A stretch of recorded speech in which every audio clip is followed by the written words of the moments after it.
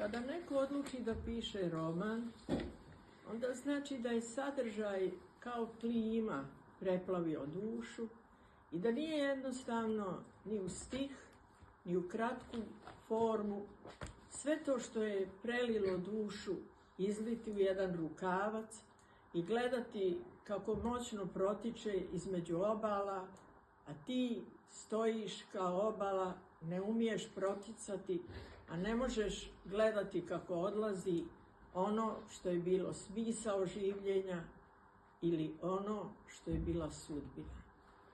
Zaigrani nad sudbinom, mi zapravo i ne poznajemo svijet sudbine, vjerujući da sve što nam se dešava, da je to neko sudbinsko predodređenje i da mi samo idemo tom stazom koja je unaprijed zacrtana. Bilo ovako ili onako, mi smo zatočenici jednog trena, stojimo na obali, bujica prolazi preko nas, dušu prelila, a mi plačemo. Jedino biće za kojim suza se ne štedi, to je majka. Pošto je u naslovu romana posesiv moje majke, to odmah određuje stav pisca prema onom što će biti tema ovog romana. Svako od nas ima moju majku. I svako od nas strepi od trenutka kad će grumen zemlje zauvijek pokriti onu koja je bila život, a sada prelazi u uspomenu. Nad tim trenutkom zapravo počinje tkivo romana, kompoziciono, potpuno obrnuto, da bi na zadnjim stranicama romana mi zapravo upoznali majku. Taj strah da se dogodi nešto što će poremetiti sliku majke, taj strah živi u nama, mi se plašimo da će neko drugi uzeti taj posesiv moja. Da li je bila sretna? Da li mi bilo kad razmišljamo je li majka sretna? Ili nam se čini da u životu oca i majke, u sjedenju za trpezarijskim stolom, u hladnoj postelji, da se dešava nešto što je sigurno radost. Mi nikad ne mislimo u onom trenutku kada muž kaže ne otvarajmo noćas rane, bit ćemo nemoćni da se spasavamo. I kad se javlja dilema, Bože, da li ko od nas voli onog kojeg treba da voli ili nošeni stihijom jednu trpezu i jednu postelju dijeli? Klizeći životom svoje majke, mi se kunemo da je srećna, mi vjerujemo da ona to jeste, mi ljubimo prostor koji ona stvara, da bi jednoga dana, kada grumen udari o žezlo života, mi saznali da je ona, krijući svoju priču, napisala testament života i u tom testamentu svome djetetu, svome životu, svojoj ljubljenoj kćeri napisala oporuku. Sa strahom da će ona, čitajući ovu oporuku, prezreti majku, da neće razumjeti, da će ju uvrijediti, da će stati na očevu stranu. Teško je razumjeti dvostrukost života.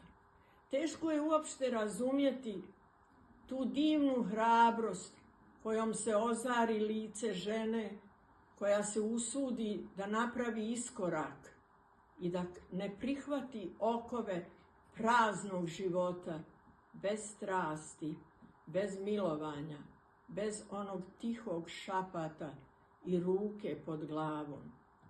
Ona odlazi u jedan drugi izbor, a taj se izbor javio u ovom vremenu u kojem susret sa drugim čovjekom, pa citiram Krležu, ko nije taj požar živio, taj nije ni živio. Ko nije sreo strast na putu svog življenja, taj je proživio tužno jednoličnu priču. Ali onaj ko je gorio u strasti skrivenoj, ko je poznavao taj specifični odraz tijela prema tijelu i srastanje jednog u drugo, taj zna da je gorio plamenom života za koji bi ponovo odlučio da gori. I tu onda, pišući o strasti svojoj, majka pred svoje dijete prostire posteljicu života, onu Bogom danu u kojoj je nosila svoje dijete, ne pravdajući se, ne moleći za opraštanje, nego samo iznoseći istinu koja će onda rađati nove sudbine. Čitajući dnevnik, zapravo ispovijest jedne žene koja je odabrala sudbinu, čitajući odjednom lanac pritoke oživljava. I ona koja čita počinje drugačije da gleda svog čovjeka, svoju ljubav, svoj život. Ali ona ima čovjeka koji osjeća da je u njoj nemir, da je u toj svesci nemir i on joj nudi divan izbor nježnosti kojom je čvršće vezuje za sebe. Na drugoj strani je Bosna, život patrijarhalne žene, skrivena u autu, skrivena ispod drveća, skrivena u naručju, skrivena u ljubavi, skrivena u onom što otima od života, skrivena da pred drugima ne pokaže, skrivena kad od ljubomore grize svoje sopstveno srce, skrivena u strahu da ga ne izgubi, skrivena u strahu da smisao života ne izgubi. I tako skrivena pod velom života ona doživljava ljubav, a onda u dnevniku pišući o tome rađa se jedna misao. Ima li te pravde u životu? I kolika je nepravda ako sudimo onima koji su odabrali snagu ljubavi. Na drugoj strani, njezino dijete mora da spozna istinu. Njezin muž će spoznati istinu. Oni koji su je poznavali, oni koji je nisu poznavali. I sve to, čuje se vrisak života sa ovih stranica, čuje se vrisak patnje, čuje se molitva samo pred jednim oltarom, pred čovjekom koji joj je poklonio ljubav, pa onda zaljuljao njenu misao, a onda ponovo počinjen njezinoj volji, predao joj srce u najljepšoj orfejskoj priči u kojoj je i bogove malo umilostiviti da im ostave prostor i u tom prostoru da mi gledamo kako jedna žena raskošno pruža ljubav tom čovjeku, kako njeno tijelo prepoznaje njegovo tijelo, kako svaki trenutak, svaki damar tog bića odjednom se pretvara u beskrajnu putanju